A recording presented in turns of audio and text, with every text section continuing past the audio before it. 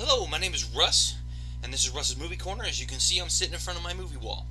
Now, today I'm going to do something a little different. Normally, when I give a review, I'm like, hey, yay, look at me, I'm all happy. There's one movie that does not make me happy, okay? And there's a reason for that. And this is the only time you're ever going to see me kind of rant and rave. Now, if you saw my 6 things the fans of The Last Jedi are getting wrong rebuttal, you'll know that I usually don't walk into movies with expectations, okay? And I hate it when people do that, okay? But there was one movie that I did have high expectations for, and there's a reason for that, okay? So, for those of you that don't know me that well, I am a huge Final Fantasy fan, okay? I am. I love Final Fantasy. It is my favorite thing of all time. In fact, just for this review, I'm going to put my copy of Final Fantasy II right there. Okay? Now, I own almost every single version of Final Fantasy there is to own. I don't have the Nintendo game anymore. I used to. Oh man, I've played that game to death. As you can see, I have my Super Nintendo copy of Final Fantasy II. I have Final Fantasy Mystic Quest. I don't have Final Fantasy III, which is 6 in Japan. But I do have all of the PlayStation games, like Origins. Here's Chronicles, which has my favorite game of all time. My two favorite games, actually. My favorite Final Fantasy and my favorite Square game ever. This is Final Fantasy IV and Chrono Trigger. I have Final Fantasy Anthologies, which is 5 and 6. I have 7, 8, and 9. Okay, it's kind of hard to see because of the glare, but yeah, you can kind of see there. There's 9, there's 8, there's 7. I have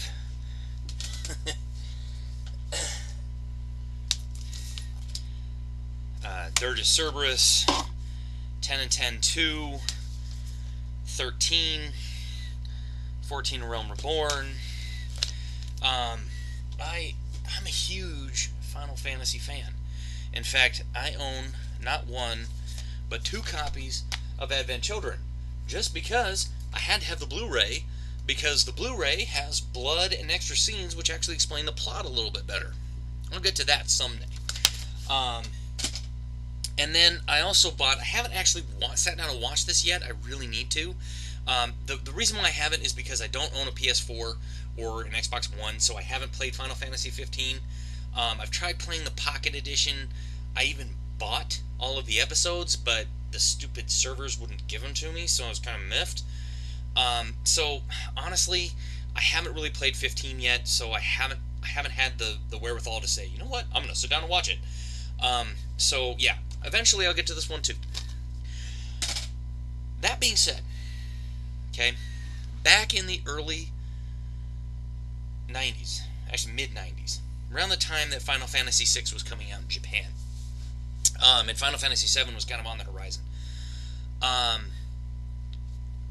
Square said, hey, we're going to make a Final Fantasy movie. Blew my mind, man. I'm like, damn, what are they going to do? Well, they released some screenshots, and at the time, I mean, this was like 97, 98, okay, looking at these screenshots, I'm going, damn, that looks awesome, you know, like, kind of a sci-fi, futuristic kind of setting, like, cool, you know, and then, along about 2000, late 2000, they came out with a preview, saying summer of 2001, Final Fantasy, The Spirits Within is the crappiest movie ever. Now, before I literally ripped this movie to shreds, I'm going to kind of talk about why that this is the worst movie ever. First off, I had a lot lot of expectations for this movie because, as you can see, I am a huge Final Fantasy fan. I mean, I even have like handheld versions of Final Fantasy. In fact, I didn't even grab Tactics that I have on the PlayStation. I have Tactics A2 for the 3D for the DS. I have Final Fantasy Explorers. I have like Final Fantasy 3 and 4 on the DS. I have all of these different games. In fact, one of these times I'm going to sit down and do like a Final Fantasy retrospective where I kind of talk about each game because I played every single one of these dang things. I mean, it's like this is a franchise that is beloved to me. Okay? It's something that I've been playing since I was 10 years old. When the first game came out in America in 1990, I've been playing it ever since then. Okay? That's how much of a fan I am. In fact, I have this game pretty much memorized because I played it so many times.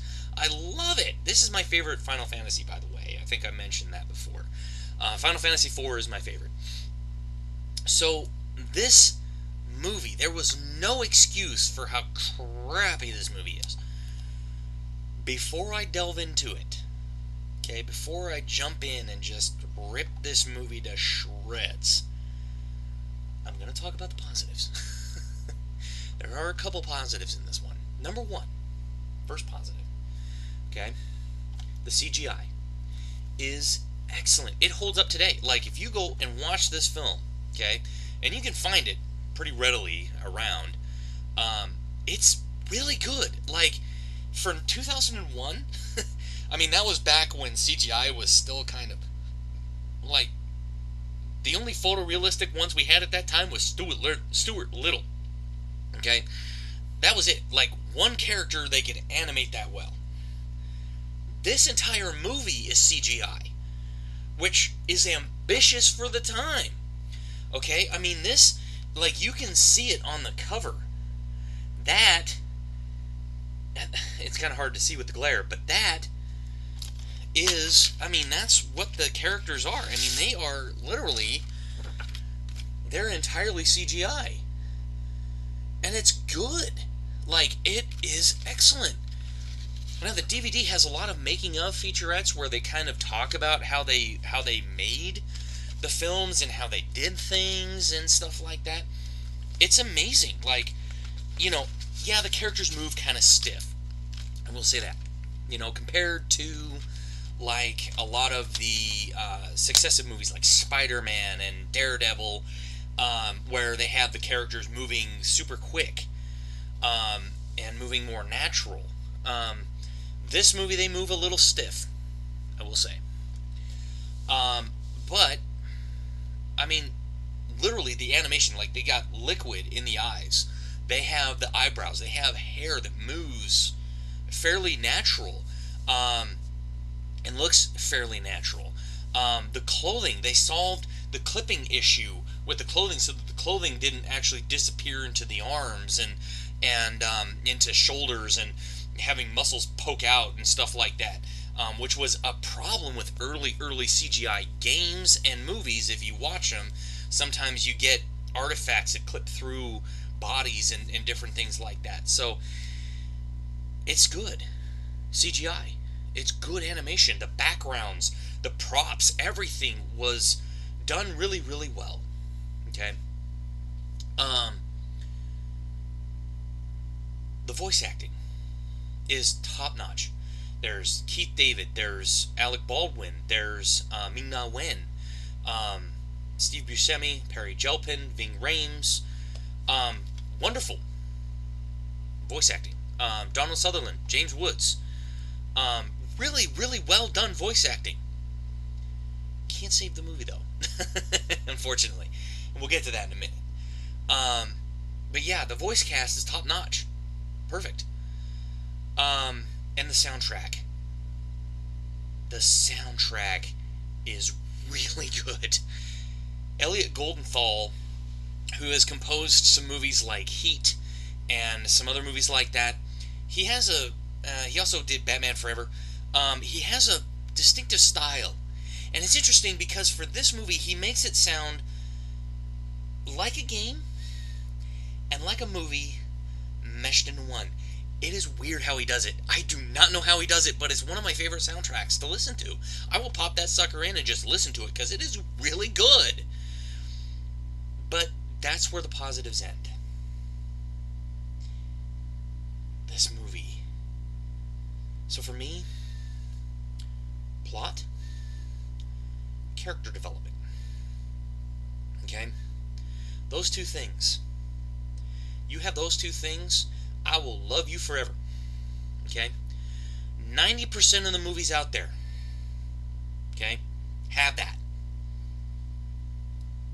This one does not. In fact, somebody should have told that to Hironobu Sakaguchi. Now, don't get me wrong. Like I said, I'm a Final Fantasy fanatic. I love the Final Fantasy series. In fact, outside of like a couple of the games, I really like all of the games. I think 10 just really rubbed me the wrong way because of the voice acting and because of the script. But the rest of the games are really, really good. Okay? That does not excuse this. This is crap. Okay? Now, let me talk about my bar of expectation with this movie. Because going into it, when I saw the previews, I was like, oh my god, this movie looks amazing. Like, whoa. And if you've seen my my 6 fallacies rebuttal video, you'll know that, you know, it's like Brandon, if you watch the movie, he talks about this thing in the 6th fallacy called the honeymoon phase. Okay, everybody's in the honeymoon phase, and everybody's like, oh, but then on successive watches, you know, they tend to kind of realize just how crappy the movie is. Now, that's not The Last Jedi. That's this shitfest. Okay? Because this movie, first time I watched it in the theater, and I walked out like, oh my god, that movie was so good!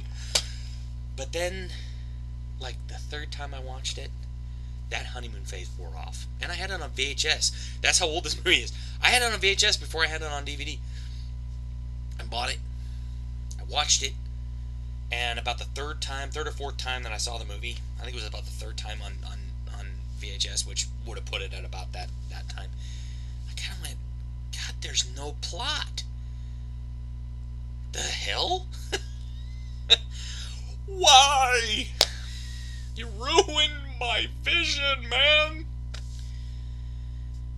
So, let me delve into this. Okay, so, first off, character development. There is no character development in this movie. In fact, I think the only person that has character development is this guy. Okay? Gray. That's Alec Baldwin's character in the movie.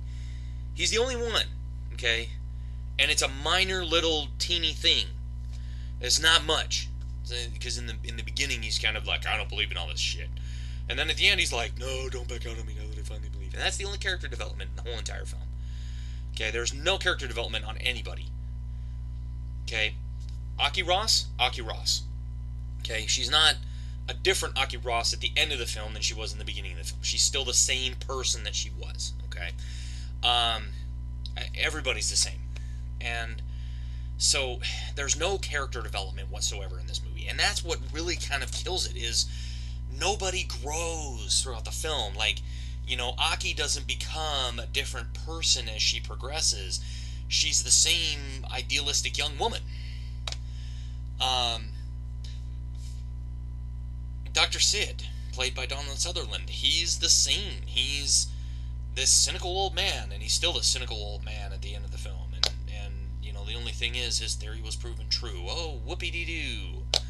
Nobody cares at that point. By the end of the film, you're like, dude, do I, because the thing about character development is it invests you into the characters themselves. And this is one of the things, and I realize, yeah, this game, 40 hours, okay? You're going to spend 40 hours on this game. But the main character of this game is not the same as he was in the beginning, at the end of the game. He's a completely different character. That's character development. And anybody who's played this game knows. Anybody who's played 90% of the Final Fantasy games out there knows that the characters at the beginning are not the same as the characters at the end. And that's character development. That's something that Hironobu Sakaguchi did not understand when he sat down and wrote this crap fest. Sorry, I had it backwards. This crap fest, okay? Because this thing, there's no character development. The characters are cardboard. They're literally not much more than the CGI they are, okay? And yes, the voice acting's tremendous, but it can't save it because the characters don't grow throughout the film, so you're not invested in the character. The only two characters that you care about at the end of the film are these two right here, okay? You have Gray and Aki, and that's it. And those are the only two that you care about throughout the whole film, okay?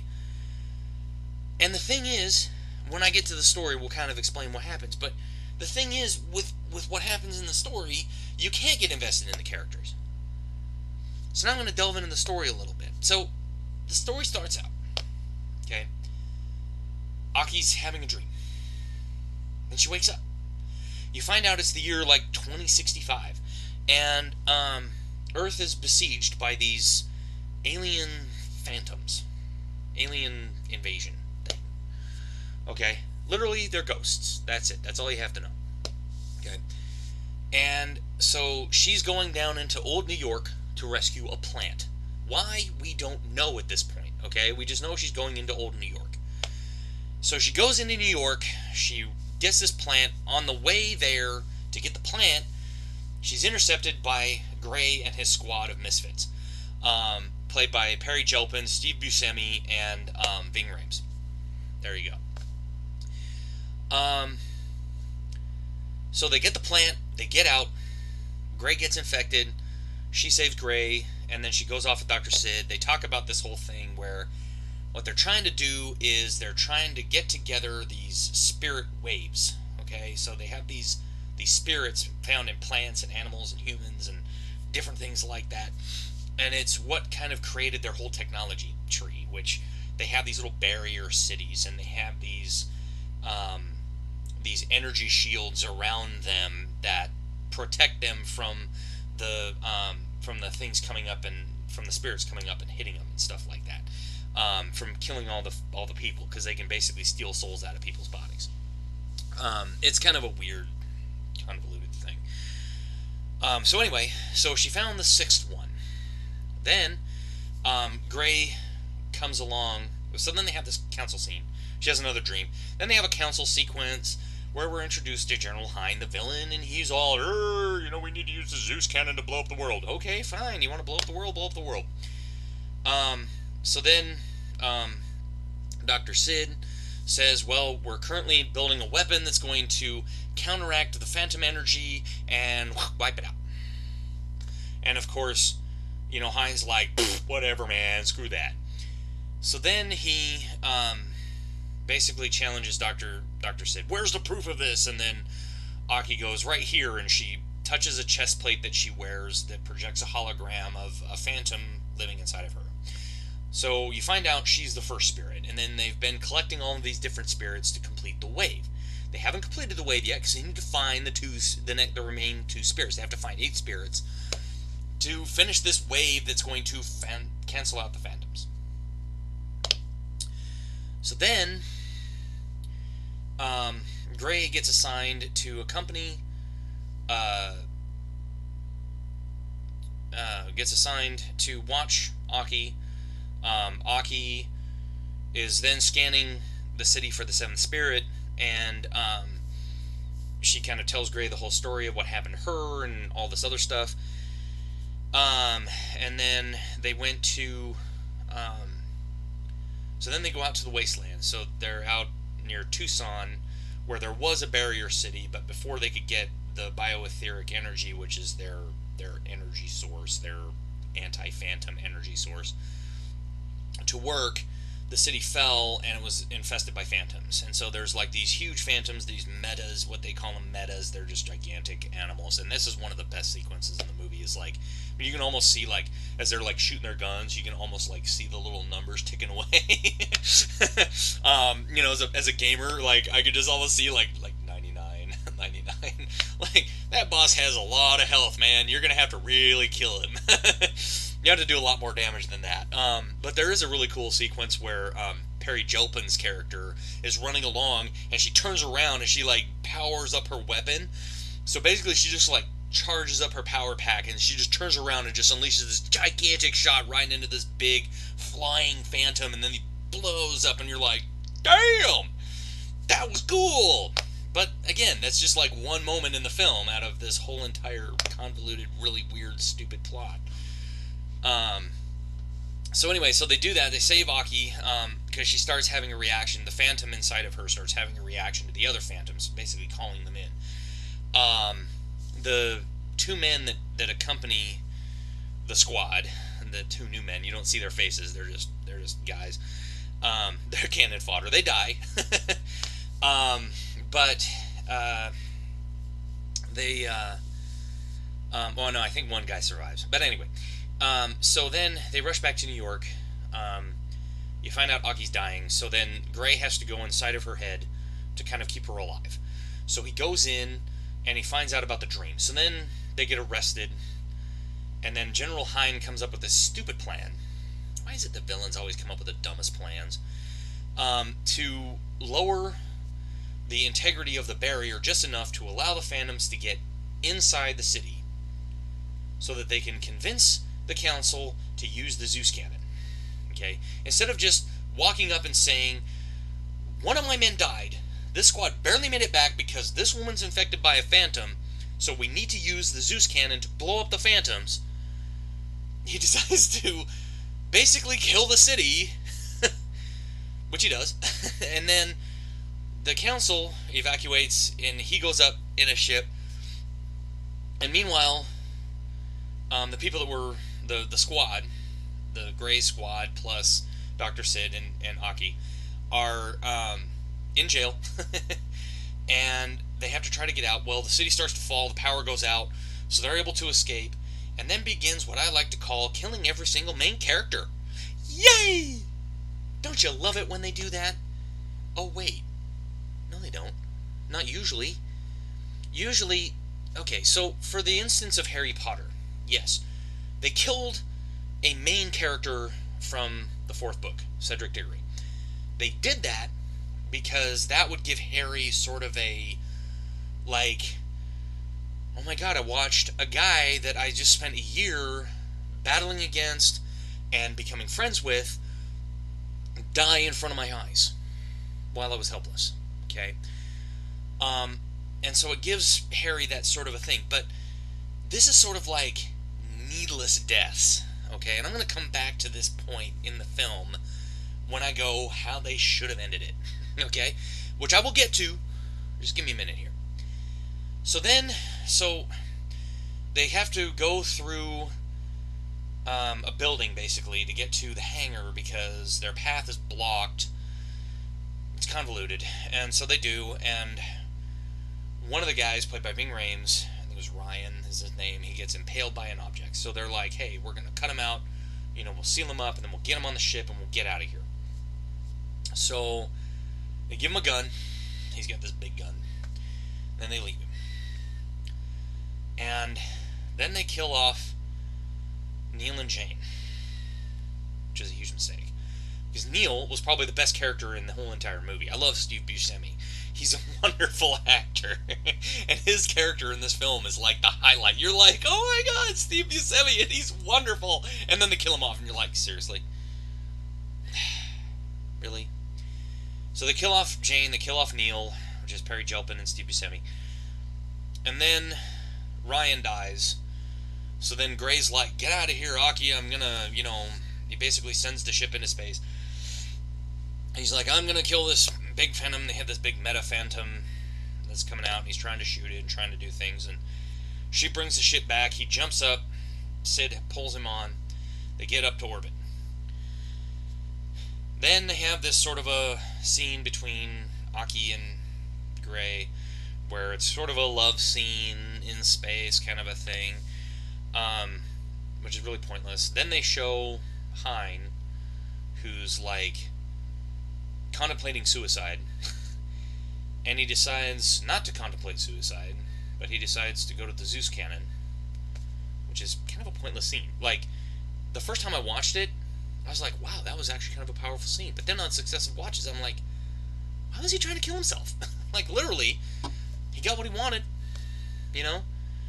Um, he basically got authorization to fire the Zeus, which he does, because he goes to the Zeus cannon, and then he talks to the council, and so then Aki, Gray, and Dr. Sid find out that the eighth and final spirit is in the Phantom's main crater, where this hunk of rock from the Phantom planet, where the real live aliens were, got blown into space, came down, landed on the Earth in like Persia, like Iran area, kind of a thing. So they go there, and they start to go down to collect the Phantom Spirit when the Zeus cannon fires and hits the crater, destroys the spirits. And then they're like, oh crap, what are we going to do? So then the Zeus cannon continually fires, and Aki tries to call the station, tries to plead with General Hein, saying this is, an alien Gaia, because there's this theory that Dr. Sid postulated called the Gaia theory that said that the Earth itself had a little spirit, and that the individual spirits come out of Gaia and then they get inhabited into a body. So when somebody's pregnant, the spirit comes up and inhabits the body of the baby, and then the body's born, and when you die, your spirit goes back into the earth and becomes part of Gaia again. So basically it's kind of almost like a Hinduism, Shinto kind of a mix, if you've ever studied those religions. So Hein decides to ignore Aki and continually firing the Zeus cannon. Well, then they find that then they fall into this crater, and then they find that they're staring at Gaia. So they're in between the alien Gaia and the Earth Gaia. Okay? So then basically General Hein, he can't fire the Zeus cannon because it's too overloaded. Like it's burned up all of its energy. So he's like, oh, we'll see about that. So he goes down there and he fires it like 2 more times, or he fires it 1 more time, and then he tries to fire it again, and it will not fire, and then it ends up blowing up. And then Aki receives the 8th and final spirit that cures her thing. So then she goes to project the wave to basically kill the alien phantom. Well, the alien phantom Gaia. Well, then Hein fires again. It blows up the Earth Gaia, and it blows up their little transport, so now they don't have a way to project the wave. Well, so then what happens is that Gray decides to sacrifice himself in the heroic moment of the movie. Ooh. It's really dumb. And it's one of those moments where you're just kind of like, really? Like, you could see it coming a mile away. Especially after the last shot. You could just see it. It was either Aki or it was Gray. And because Aki's the main character, the protagonist of the film, they're not going to kill her off, so they're going to kill Gray. So they do, and then it shows her being lifted up. It, kills the Gaia. Yay! And then it shows her being lifted out in the morning.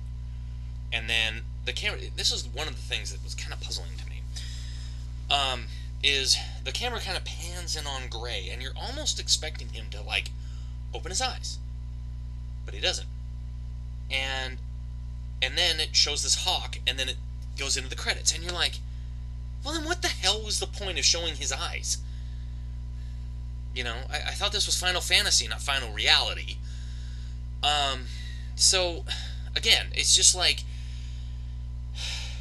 the things that happen in the story don't make sense, because the motivations of the characters don't. You look at the actions and you go, what? That doesn't make sense. To what I would do. Okay? So this is one of the only times that you're going to hear me just kind of like rant and rave about this crap, because it's just like, it's so bad. It's like, why? A lot of the things that he did, that Hironobu Sakaguchi did when he wrote the script, was mind-boggling, to say the least. It was like, why, dude? Why did you do that? There was no rhyme or reason why you should kill off every single main character.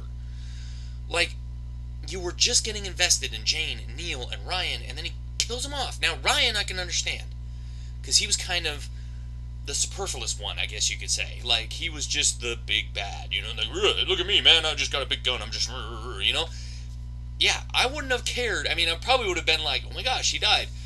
But it wouldn't have been like, oh, why did you kill everybody? Because going back to the scene where they killed off Jane and Neil, and unless you've seen the movie, you really won't get this. But going back to that scene, it's like, okay, if they had those two live, okay, then here's what I would have done. Because I would have written the script a little bit differently from that point on. I would have had, like, I would have maybe even had them, like, get separated from the ship by some phantoms. And they go out and they find another ship. And then they meet in orbit. Okay? So you have two ships in orbit, right? So you've got Aki, Gray, and Dr.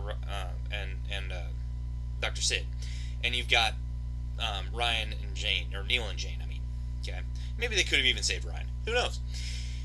So they're going along in orbit, and then they find the eighth and final spirit.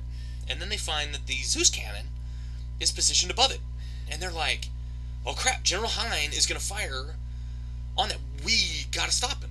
So, instead of having Aki do this stupid plea, oh, General Hine, you got to cease fire immediately, it would have been better to have the Aki, Gray, and Dr. Ross go down to the crater.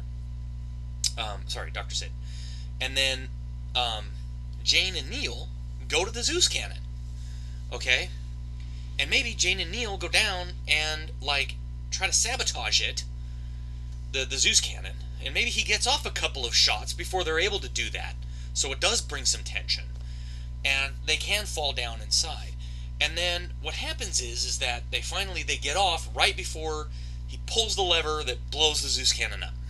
Okay? Because he's going to, like, blast you all to hell. And then it, boom! And then their ship is, like, flying away. That would have been perfect. You'd have been like, yeah! That's a death I can get behind. It's like, the death of Hine was so pointless because he was just so angry. Just, I'm gonna blast you all to hell. Why won't you blast? You know, and it's just, again, it was just like cartoony almost. And it just didn't seem real. It just didn't seem like he knew what he was doing half the time. So, then I would have had Gray's death a little bit different. Because, again, it's called Final Fantasy, The Spirits Within. Okay? One of the hallmarks of the Final Fantasy series was bringing people back to life. Now, some people could argue, well, you know, in Final Fantasy VII, Aeris dies, and, you know, a lot of, you know, couldn't bring her back. Well, yes. Okay, there are some permadeaths for certain characters.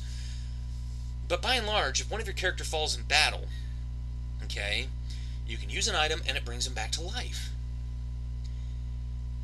Now, if you have this all-powerful force called Gaia, why not have it resurrect Gray for you? Duh. It's a Deus Ex Machina move, man. You could have done it, and it would have made that much more sense to the end of it. Because you could have had, like, you could have had the camera panning in on Gray's eyes, and he's like, Aki? And then she's like, oh, Gray, you're alive. And he's like, yeah, a voice told me to come back to you or something because we have a kid or something. Something like that. I don't care. Give it some closure. That's the problem when people freaking kill off their main characters. It pisses me off. Because it's like the only two people left alive in that whole entire film that we cared about. Well, actually, the only one person that we cared about, because Dr. Sid was Dr. Sid, and we didn't really care about him, was Aki. And you're like, seriously? The hell are you talking about? Because then you could have brought them up, you could have had them land, and you could have had, you know, Jane and Neil standing there, and you would have had Dr. Sid, and, you know, everybody's happy and joyous because the phantoms are gone, and they can stand there and breathe free and clean air, and then they see the hawk flying over. The symbol of life, they call it, the hawk flying over. Okay? So in the special features, they actually call the hawk, the symbol of life. And I'm like, the fuck you talking? The hell? You just spent like an hour and a half in this friggin' film killing off all your main characters, and now you're saying it's the symbol? No! That's not how it works! I really wanted this movie to be good. I really did. I wanted this film to be really good. I did. But it just ended up being crap. Ugh. This film gets a 0 out of 5. Actually, okay, I'll be generous. 1 out of 5. Only because it's got a good soundtrack, it's got decent voice acting, and it's got really good CGI for the time that still holds up today. But that's it. Okay, the rest of this film is shit. Watch it at your own risk. Okay? Because I guarantee you, you're going to be like me. Okay? I've never rage quit before. I mean, I've rage quit some games a few times. But I've never rage quit a movie. But I almost did with this piece of shit. Okay? This thing's crap. Because they kill off everybody. And it kills the pacing of the film. It kills everything about it. It's like, seriously? What were you thinking, Hironobu Sakaguchi? What were you thinking? This is the only time you're ever going to see me do this. Okay? From here on out, all of my reviews, okay, are going to be in a more positive light. Because I had to get this one off my chest. This was something that I've been looking forward to doing for a while. Because I just wanted to kind of like...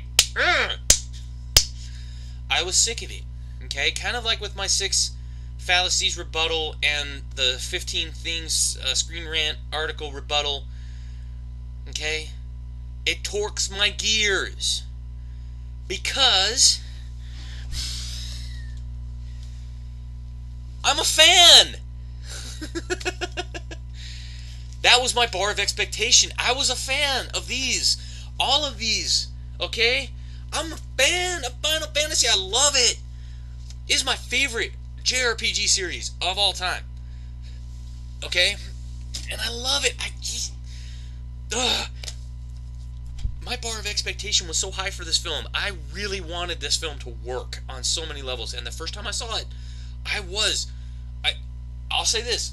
I was where Brandon was. Wow, that was a good film. And then on successive watches, I started going, oh, it's crap. The story's crap. The characters are crap. Everything about this film is crap. I wanted this film to work on so many levels, guys. Okay? Like I said, this is the only time you're going to see me do this. Because the rest of these films that you see behind me, okay, I love them. There's a reason that I have this movie wall behind me. Okay? I love watching movies. I wanted this movie to work so much. Because it's Final Fantasy is so good. And they had potential. This actually killed Square Pictures. In fact, the only other thing that Square Pictures did right before they closed their doors was this. The Animatrix, Final Flight of the Osiris. That film. So if you want to see good CGI with a really good plot done by the same people that did that crap fest, this is actually good. It's actually one thing that probably would have saved Square had they done this before they did Final Fantasy The Spirits Within, is this. Okay? Final Flight of the Osiris. This movie, this Animatrix, good. This movie, crap. So again, I'm sorry for the rage, I'm sorry for the hate, but that was my bar of expectation. My bar of expectation was way up here, and the movie was only like here, okay? Like literally, my bar of expectation was up here, and this movie was like down here. Because, I mean, I really, really, really wanted that movie to work, okay? I had high hopes that Final Fantasy was going to become a franchise in the movies, not just in video games, but in movies. And Hironobu Sakaguchi just screwed it. He really screwed the pooch on that one. Okay? And I can't... I'm sorry, I can't. That movie I will never love. Ever. I have it in my collection just because I'm a Final Fantasy fan. Okay? And it's my Chrono Cross to my Chrono Trigger. Okay? So it's basically... to all these movies back here, I just have it because I'm a Final Fantasy fan. I don't watch it. I shouldn't say I never watch it. I watch it every once in a while, but I haven't seen it in like 5 or 10 years. But the thing was, I watched it so many times, that's why I know this movie backwards and forwards, is because I've seen it so many times. Because, for some odd reason, I kept thinking, maybe there's something here that I didn't see the first time I watched it. Maybe the first time I watched it, there was something there that I forgot. Or something there that was, really good. And like I said, the music, and the voice acting, and the CGI, and that was it. Out of those 3 things, but those 3 things cannot save a crap story and no character development. Okay? So, I'll stop ranting and raving now. I'm going on for about 40 minutes on this thing. Thank you for watching my videos. Leave a like, leave a comment if you've ever seen this film, and let me know what you think of it. If you think it's good, if you think it's crap, if you think it's the worst movie ever made, let me know. Because I've just shared for 40 minutes my thoughts on this movie and what I would have done differently. Because for me, that's what I would have done differently. Okay? And I can say that about this because I'm such a fan of Final Fantasy. I really, really love this. People like Brendan, who are not really Star Wars fans, don't really get things. When they come up with these theories in their head, and then they're like, "Oh, they didn't use my theory." Yeah, that's... sorry, dude. You can't say that. I mean, if you had come out and said, these are the points in the story that that just grind my gears, then you can start to say, yes, this is how I would have done that. But if you just think, oh my gosh, I would have handled that Kylo Ren thing a little differently, write a fanfic! And you know what? Maybe, because I have the novelization of this shit, maybe I should sit down, scan the text into a certain point to where they're in the hangar, and then have them escape, and maybe just from there, just write my own fanfiction. Or say, start with chapter something such, and when you get to page such and such in the novelization, the paperback novelization, start here. I don't know. I have too much going on right now in my life to worry about it, okay? And that's the thing. I can sit here and rant, and it's not going to change the fact that this movie's already been made. Okay? I can't change this movie. I can't. Not unless I were to go to Hollywood and, convince Columbia Pictures and Square and everybody that I could do a better job and have a script written and, convince them that I could do a better job. It's never going to happen. Okay? And that's the thing is, yeah, I can sit here and I can give you my opinion on why I think this is the worst movie ever made. Okay? And you may think, oh my god, this movie's the best movie ever made. And that's fine. That's your opinion. You can disagree with me. It's okay to do that. Okay? Or you can be like, yeah, I watched that movie and it was crap. And you know what? That's fine too. It's okay. Alright? And I know I said I was going to end it. Okay, but this is what I'm talking about. When I talk about, if you go back and watch my 6 fallacies rebuttal video that I did on about Left Foot Media's video, if you go back and watch that video now, you'll understand why. Okay? I say the things that I do. Okay? Why I can be so positive about most movies is because I see movies as entertainment. And you know what? This doesn't entertain me anymore. It did when it first came out, but on successive watches, it doesn't. Okay? And so, I don't watch it because I don't want to rage about things. Okay? So that's the thing. If it doesn't entertain you, don't watch it! It's the same thing with The Last Jedi. If it doesn't entertain you, don't watch the film. Okay? Don't sit there and yell and scream and say, well, these people are telling me to watch it again. This isn't high art. Duh! Nobody said it was. You did. but nobody else did. They're saying watch it again because the story's there. You're just not seeing the story because it's not your story that's in your head. Okay? Which is why I don't watch Final Fantasy The Spirits Within. Because I now have a story in my head about what should happen.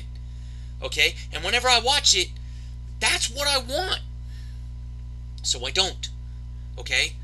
Now, maybe somewhere down the line, I'll watch it again and I might gain a new appreciation for it. I might watch it again and go, it's not half bad. Even though, yeah, all the characters died and, yeah, it's crap story and no character development, it's still kind of a guilty pleasure. Maybe somewhere down the road, but right now, no. Right now, I just have this thing in my mind that is, I can't see this film. It is literally the worst. Okay? But I understand that because this is a standalone movie. This is not part of a story. This is not part of a larger story. So this is not like a continuation of, say, Final Fantasy VII or a continuation of Final Fantasy X or anything like that. Okay? This is literally just a standalone film. Okay? So there's no beginning chapter, there's no middle chapter, there's no end chapter. This is its own beginning, middle, end. Okay? It starts the story, it has a middle part of the story, and then it has an end of the story, even though the story's crap. Okay? So this is its own self-contained movie. Okay? Now, if somebody had come out before and explained why this was the greatest movie ever made, I'd probably be out here saying this is why it's not the greatest movie ever made. But I'm just out here just kind of ranting about this because I feel that as a fan of Final Fantasy, okay, as a fan, I have the right to say that I had my bar of expectations high for this film. I did, okay? When I go see a Star Wars movie, I know what to expect from a Star Wars movie. Okay, I expect lightsaber duels, which we got. I expect different things. I expect, characters. I expect a plot that's not going to be resolved in one film. Okay? Because not even Rogue One's plot resolved. Because they handed the plans to Princess Leia. And she hyperspaced to Tatooine. Story's not done, folks. The story continues right into episode 4. Duh! That was the point. Okay? This is a standalone film. Okay? And I've explained why it's crap. Okay? So now I'm gonna stop. I'm gonna get off my soapbox. Okay? I was on a soapbox there for a while. But now you kind of understand my mentality. Okay? So now, from now on, this is one of the first films you ever see, or this is one of the first videos that you ever see from Russ's Movie Corner. Don't expect this every time. I'm not going to be like angry, nostalgia critic or, red letter media or anything like that.